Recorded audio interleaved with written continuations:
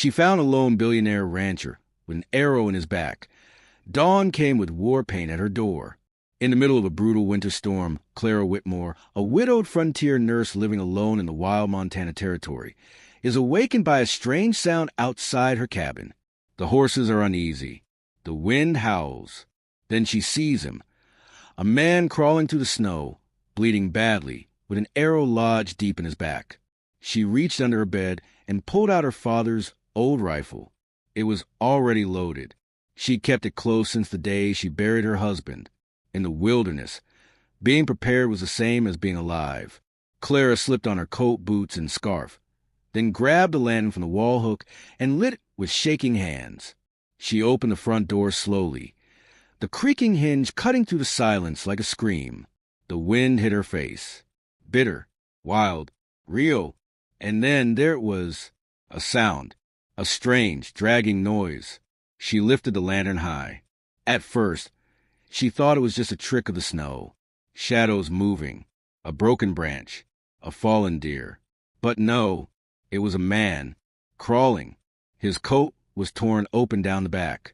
Snow clung to his shoulders. His hands were bare and red, clawing through the frozen ground. There was something sticking out of him, long wooden, sharp, an arrow. Clara's heart stopped. Her grip on the lantern tightened. Was this real?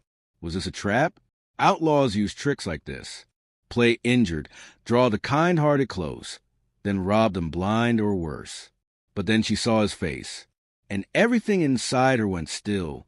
He was beautiful, not in a clean, polished way, but in a hard, sunburned, wind-cut kind of way. Strong jaw, dark hair soaked in sweat, and a trail of blood dripping from his mouth.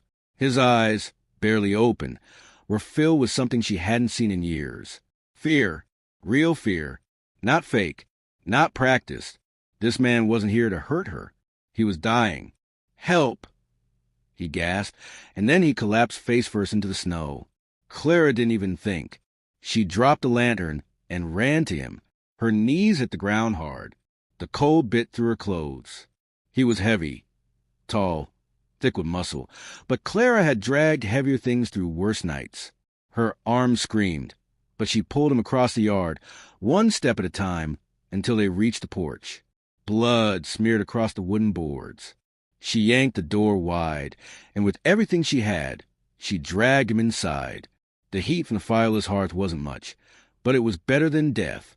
She slammed the door shut behind her, bolted it, then knelt beside the stranger. He wasn't unconscious. Not yet, but close. "Can you hear me?" she whispered. His lips moved.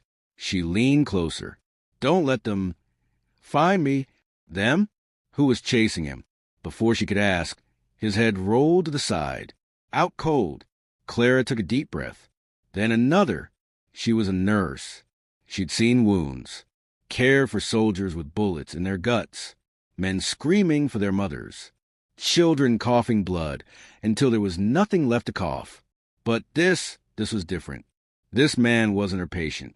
He was a billionaire, at least he must have been. His coat was made of imported leather, lined with sable fur. His boots had gold stitching. A custom revolver was strapped to his thigh, pearl-handled, engraved with the initials J.C. Jace Callahan. The name slammed into her memory like lightning.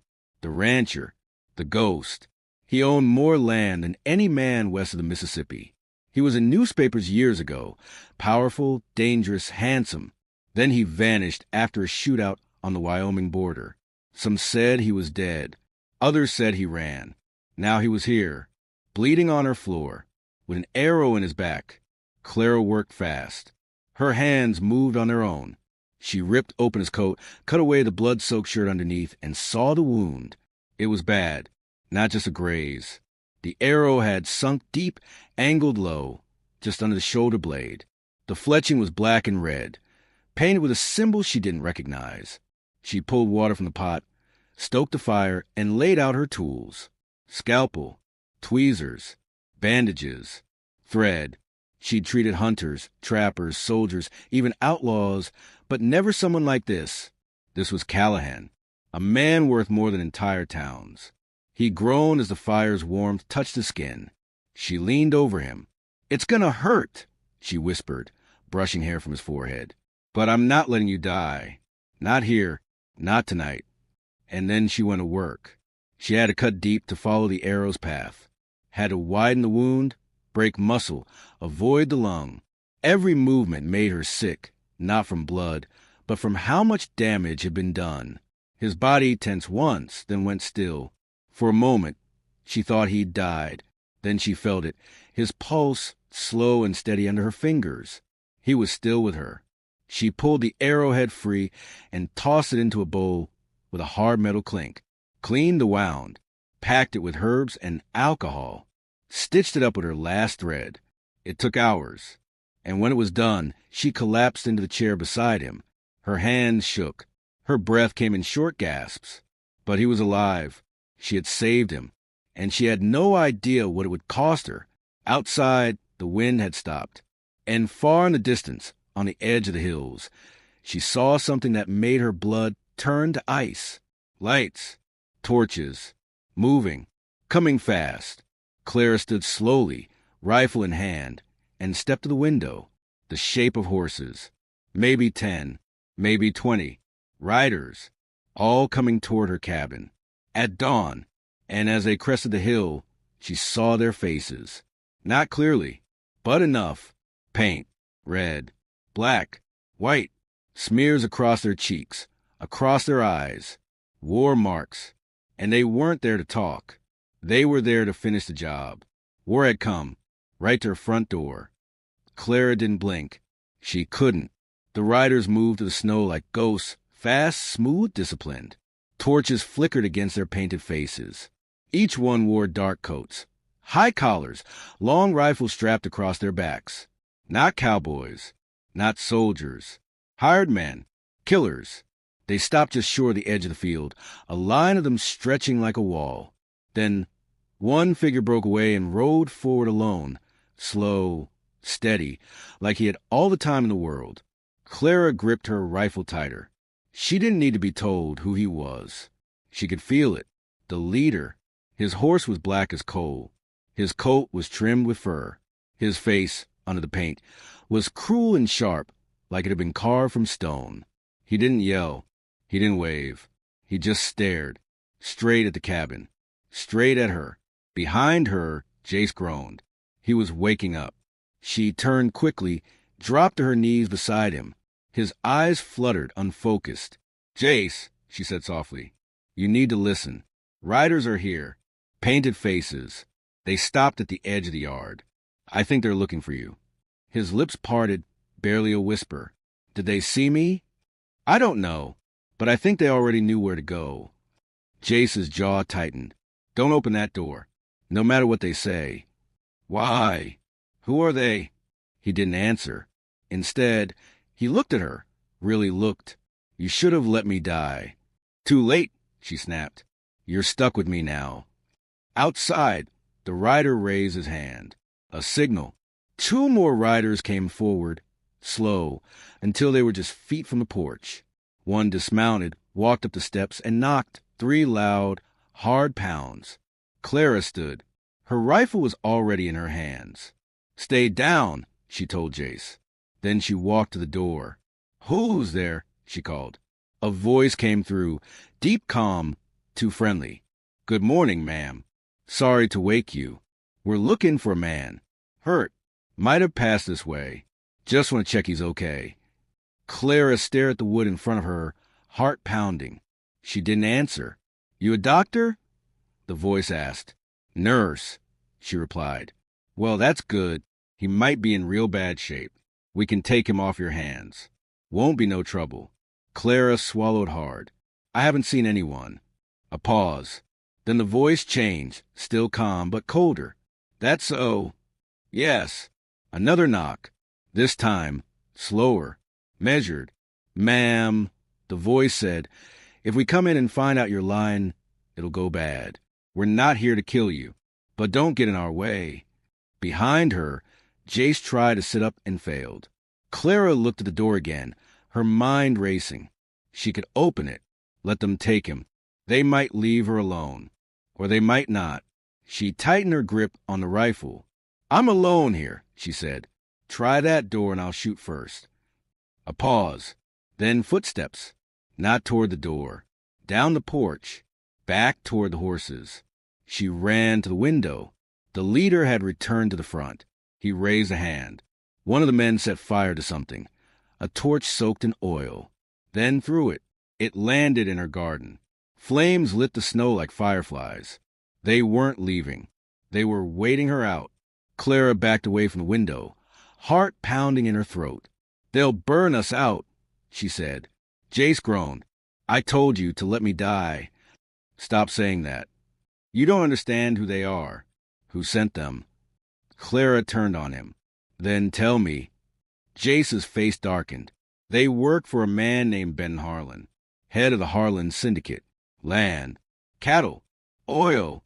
He wants the ranch I built, wants the silver mine underneath it, offered to buy me out.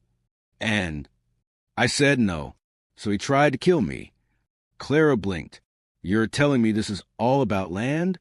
"Not just land. Power. Control. Harland doesn't share. He takes. And the fact I'm still breathing makes me a problem." Outside, another torch was lit. Jace looked up at her, eyes clearer now. "If you give me to them, they'll let you live." "You sure?" "No." "Then I'm not doing it." He stared at her like she'd spoken a different language. "Why?" "Because I've already buried one man I loved," she whispered. "I'm not watching another die in my home." Jace flinched. She hadn't meant to say loved. But it was out now, hanging in the air like smoke. They locked eyes, and something unspoken passed between them. Grief, trust, fire, a connection forged in blood and survival. Then from the window, a new sound. Hoofbeats, but not from the same direction. Clara turned and saw dust rising from the ridge behind the cabin. Another group, men on horses, but these ones weren't painted, and they carried Callahan brands on their coats. Ranch hands, armed, coming fast. Jace heard it too. "My men," he said, voice hoarse. "They must have tracked me." Clara ran to the door, threw it open, raised her rifle, and fired a single shot in the air. The painted riders snapped to attention. The new group crested the hill, 20 strong, rifles raised, no hesitation. The first bullet flew a heartbeat later. Then all hell broke loose. Gunfire cracked the dawn like thunder. Clara dropped behind the porch rail, heart in her throat, rifle in hand. One of the painted men rushed forward. She fired, clipped his leg, saw him fall. Jace's men spread out, flanking the enemy. Bullets tore through the frozen air. Horses screamed. Smoke filled the yard. Jace tried to crawl to the door. Clara grabbed him and dragged him back inside. "Don't," she hissed. "I won't let them die for me." "You'll die if you move." Outside, the Callahan men pushed forward, smart and fast, driving the attackers back. The painted riders turned tail and ran, retreating into the trees, firing as they fled. And then silence. Jace's men stormed the yard, clearing bodies, checking corners, yelling in clipped commands. Clara opened the door slowly. One man approached, tall, mustached, with sharp eyes and a heavy rifle. "Ma'am," he said, nodding politely. "We're here for Mr. Callahan." "He's inside," Clara said. "Alive. Barely." The man turned, whistled. "Get Doc Hardy, and bring the med kit." Then he looked at her again. "You're the one who found him?" "I'm the one who saved him." He tipped his hat. "Then we owe you more than thanks." Clara didn't speak. She was shaking now. Only now that it was over. Her knees buckled, and she felt arms catch her before she hit the ground. Jace, on his feet, barely, but standing.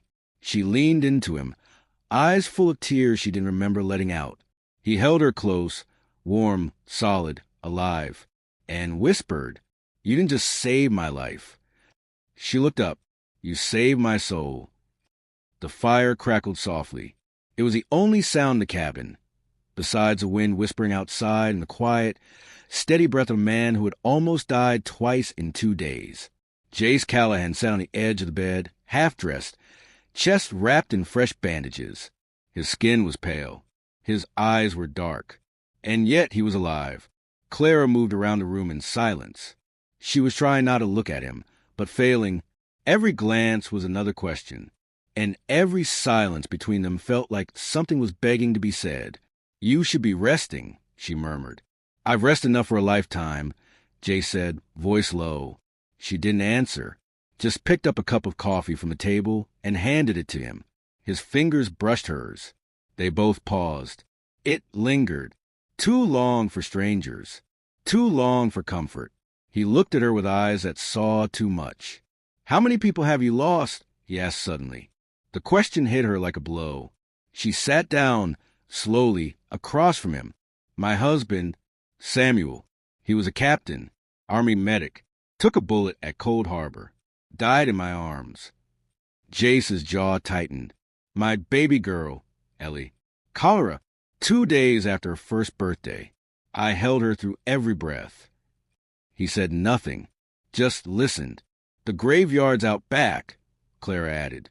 2 crosses. White birch. You pass them coming in. "I remember," Jace whispered. A long pause. Then she asked a question she'd been holding in her chest since dawn. "Why are they hunting you, Jace?" He didn't speak right away. He sipped the coffee, looked out the window. Then, softly, "My brother sold me out." Clara blinked. He didn't look at her, just kept staring at the trees. "We built the Callahan ranch together. I ran the cattle. He ran the business. We made a fortune, not just from land, but what was under it. Silver, water rights, even oil." She stayed quiet. "He wanted to sell to the Harland Syndicate. Said it was the future. Said we'd be kings. But I knew what Harland was. A vulture in a suit. He doesn't just buy land. He swallows people whole." Clara could hear the pain tightening his voice. "So I said no. Voted against the sale. A week later, my stagecoach was ambushed. Bullet in my leg. Arrow in my back. Everyone else on board died." She leaned forward, hands clasped. "You think your brother planned it?"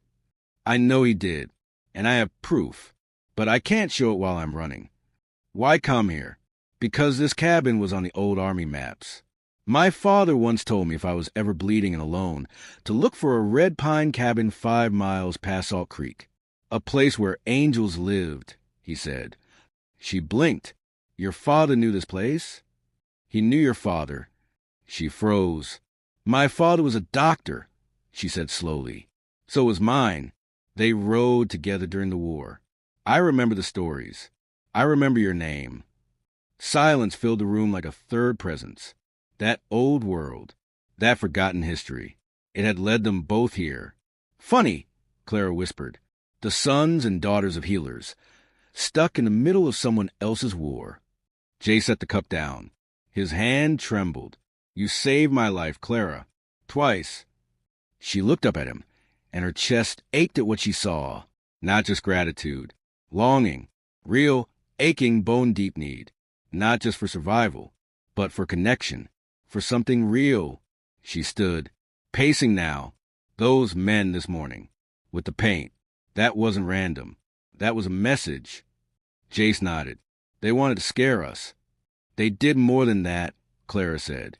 "They marked the land, left a symbol burned into one of the trees."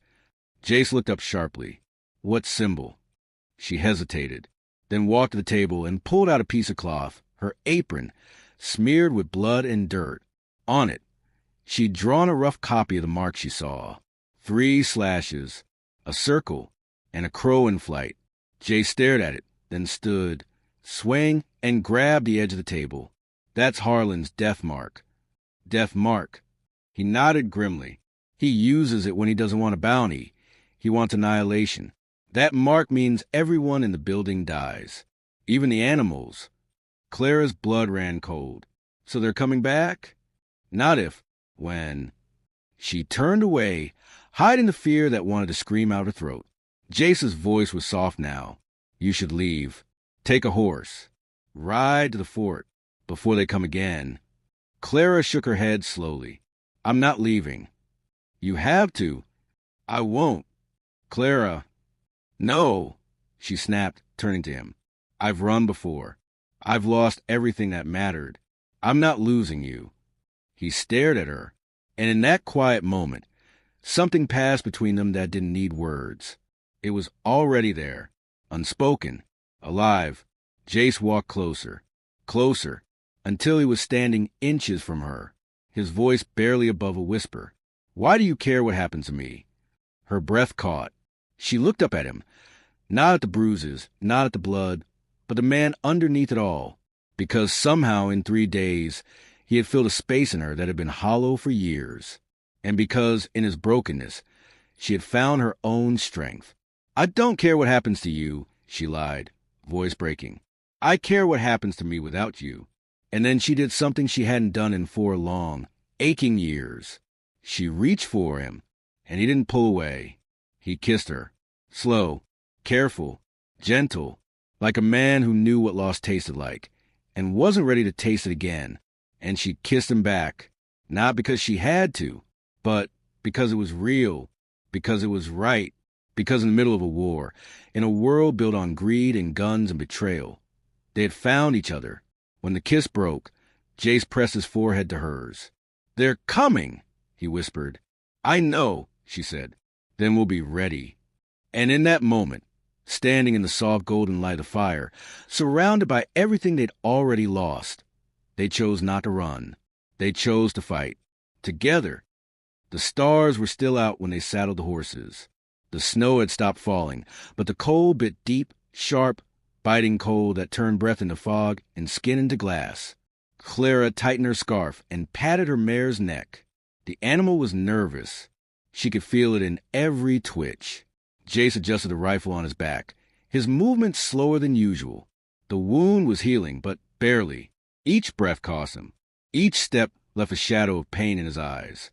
"You sure you're ready for this?" Clara asked. "I'm sure I don't have a choice." The ranch was 5 miles south, tucked behind the jagged cliffs of Redwater Canyon. Jace had once ruled there like a king.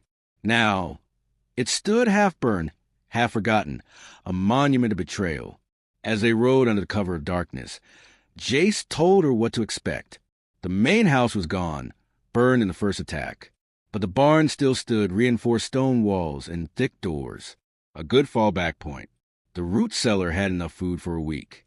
Ammunition was buried beneath the old smokehouse. 2 of his most loyal men, Ezra and Nate, had already gone ahead to prepare the defenses. When the ranch came into view, just before sunrise, Clara gasped. It looked like a battlefield. Charred fence posts, collapsed beams, the skeletons of wagons long destroyed. And yet it still breathed, still held on, like its owner. Jace slid off his horse with a groan and took a long look at the land. "This place was everything once," he whispered. "Now it's just dirt and ghosts." Clara stepped beside him, wrapped her arm through his. "Then let's give it a new memory." They worked all morning, reinforcing the barn walls, positioning rifles and lanterns, setting up a system of mirrors and bells, a trick Clara learned from her husband, who once defended an outpost with just 3 men and a spyglass. By noon, Ezra and Nate returned with grim faces. "They're coming," Ezra said. "At least 30 men. Full gear. Harland's personal enforcers." "How long?" Jace asked. "Before nightfall." Clara didn't flinch. "We got work to do." She helped boil water, wrap bandages, prep rifles. She loaded bullets with shaking hands. Not from fear, but from fire. She wasn't running. Not this time. Not ever again. By the time the sun dipped below the ridge, the barn was lit inside by lantern glow. Jay stood near the hayloft, eyes scanning the distance through a spyglass. And then he saw them, dust on the horizon. Riders. So many riders. The sound of hooves echoed like thunder over the broken land. Jace came down the ladder, face stone cold. They brought the whole syndicate. Clara picked up her rifle. Good. We'll bury the whole syndicate. He almost smiled. Almost. When the riders came into view, it wasn't just men. It was a show of force.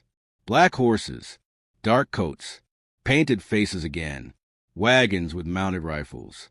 A banner, not for war, but for ownership, Harland's flag, and at the front, riding tall on a white stallion, was a man with sharp eyes and a sharper smile. Daniel Callahan, Jace's brother. Clara saw him and gasped. He looked just like Jace. If Jace had been dipped in greed and soaked in cruelty. Well, Jace muttered. He came. The rider stopped 50 yards out. Daniel dismounted, raised his hands, and called out, "Brother, I thought you were dead." Jace stepped into the open barn door, rifle in one hand, shoulders straight. "Sorry to disappoint." Daniel laughed. "Well, it saves me the trouble of digging. I'm not giving you the land." "Not even if I let the woman live?" Clara felt the air shift. Jace stepped forward. "You lay a hand on her and I swear." "You'll do what, Jace? Die again?" He smiled coldly. "I've already got men positioned on the ridge. You got one barn for guns and a bleeding lung." He stepped closer. "Make this easy. Surrender. Sign the deed over. I'll give you money. A way out. And she won't have to suffer." Jace didn't answer. But Clara did. She stepped out beside him, rifle raised. "I'm not here to be saved," she said, voice loud and clear. "And I'm not afraid of you." Daniel looked surprised, then amused. "She's pretty. Fierce, too. A shame." He walked back toward his men, raised his hand, and hell began. The first bullets shattered the fence. Jace dragged Clara back inside as gunfire lit up the sky. The barn shook, wood splintered, horses screamed. But Clara didn't stop. She reloaded, fired, reloaded again. Ezra dropped 2 riders from the left flank. Nate hit a wagon wheel, sending it crashing sideways. Jace fired from the upper loft, covering the east approach. Clara ducked behind a beam, heart racing. Then the door exploded. The Syndicate was breaching. Close quarters now. Gunpowder burned the air. Voices shouted. Ezra was shot in the arm. Clara dragged him back, wrapped the wound, and shoved a revolver into his other hand.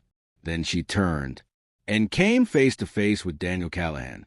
He'd slipped inside, silent as a shadow, revolver pointed straight at her chest. "Enough," he said. "I don't want to kill you, but I will." Clara didn't speak. She looked at him, really looked, saw the madness, the hunger, and she made a choice. "Then you better pull that trigger fast." She lifted her rifle. He fired. Missed. She didn't.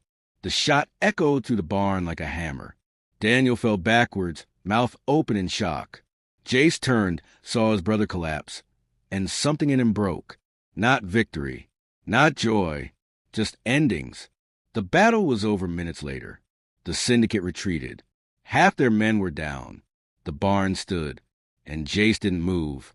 Clara walked to him. He was bleeding again, shoulder this time. She touched his face. "You're all right." "No," he whispered. "Not until I know you're safe." She leaned in, kissed him, hard, fierce, full of every moment they thought they'd never have. And this time there was no hesitation, no fear, only fire, only love. Morning came like a whisper. No more war cries, no hoofbeats, no gunfire in the air, just the sun stretching across the hills, painting gold over the ashes of battle. Clara stood on the porch of the old Callahan barn, a blanket wrapped around her shoulders. Her face was tired, her hands scraped and bruised, but her eyes, they were calm. Behind her, Jace lay asleep, real sleep this time, not fevered, not shallow, not stolen between chaos. She watched the sky for a long time, arms crossed, breath clouding the air. Ezra was already awake, arm in a sling, feeding the horses. Nate was patching the fences. Smoke rose from the chimney again. The land was wounded, but not dead, and neither was she. Jace stirred sometime before noon. He stepped out onto the porch, moving stiffly. A thick bandage wrapped his shoulder. His shirt hung open, but he looked more alive than she'd ever seen him. He came to stand beside her, without a word. Together, they watched the wind move through the tall grass. "It's quiet," he said. "For now." He nodded slowly. "You scared me," she said softly. He looked over. "Which part?" "All of it." He smiled, just barely, and looked back at the land. Funny, I used to think this place was everything. The money, the cattle, the silver in the hills. All of it felt like a crown. Now it just feels heavy. It's still yours, she said. No, he said, turning to her. It's ours now. Clara froze. The words hung in the air like truth too big to ignore. He stepped closer. I've spent my whole life building walls around myself. Land, wealth, power. But I never built a place for someone like you. And when I saw you standing on that porch, telling those men they'd have to kill you before you gave me up, I realized. Realized what? That you're not just the reason I'm alive. You're the reason I want to stay that way. She blinked. Jace, I'm not asking for a perfect ending, he said. I don't have one to give. But if you'll have me, if you'll stay, I'll rebuild this ranch from the ground up. Not the way it was, the way it should be. She looked at him, at the man who once crawled through blood and snow to her door, at the stranger who become the only thing she couldn't imagine losing. And she said the only thing that felt true. I already stayed. Jace exhaled, like his heart had been holding its breath since the first moment he saw her. He reached for her hand. She gave it without hesitation. Together, they walked the property. The ranch hands tipped their hats. The barn creaked. The fence post stood half straight. The land was scarred, but it was theirs. Later that afternoon, Clara helped Ezra sort supplies. Found a stash of letters hidden in the barn rafters. Old maps, deeds, land claims. She handed them to Jace. He looked through them, one by one, then paused. This is it, he said. Proof of what Harland did. Signed dates. Marked routes. Enough to bring his whole empire down. Clara stared at the papers. And you're going to use it? No, he said. We're going to use it. Together. That night, a small fire burned outside the barn. Just the 5 of them now. Clara, Jace, Ezra, Nate, and one remaining ranch hand who'd ridden up after the fight ended. They ate quietly, spoke even less. And then Clara stood. I have something to say. They looked up. I came to these hills to disappear. I lost my family, my purpose. I thought maybe if I healed others, I could pretend I hadn't broken myself. But I was wrong. She looked at Jace. I didn't need to disappear. I needed to be found. He stood beside her, took her hand. Ezra raised his cup. To the healer, he said. Nate added. To the fire that didn't go out. Jace raised his voice. To the woman who saved a dying rancher and made him want to live. They drank. The stars shone. And in that quiet, golden space, Clara felt something she hadn't felt in years. Home. Weeks passed. The ranch began to heal. Clara turned part of the old smokehouse into a clinic. Jace hired back the workers who hadn't taken Harland's blood money. The fence line was rebuilt. A new foundation was laid for the main house. And as the land came back to life, so did she. One morning, she stood beside the new fence post, hammer in hand. Jace walked up behind her. I want to show you something, he said. She followed him to the edge of the property, where the canyon overlooked the valley. There on a stone slab, he carved something new. CW plus JC, forged in fire, rooted in love. She touched it with her fingertips, and without thinking said, Forever? He pulled her close. Longer. He kissed her under the wide Montana sky. The wind soft this time. The war was over. The wounds would scar. But their love had already taken root. Not built on fairy tales. Built on truth, pain, courage, and mercy. Because in a world that tried to break them both, they chose something stronger. Each other. She found a man dying in the snow, with an arrow in his back and no reason left to fight. And when dawn came with war paint at her door, she didn't run. She rose. She stood beside him. And together, they reminded the world that the strongest love isn't the one that's easy. It's the one that's earned the fire. Clara chose mercy when the world expected silence. She saved a man with an arrow in his back and found something she didn't know she was missing. Herself. What would you have done if dawn came with war paint at your door? Tell us in the comments. We read every single one.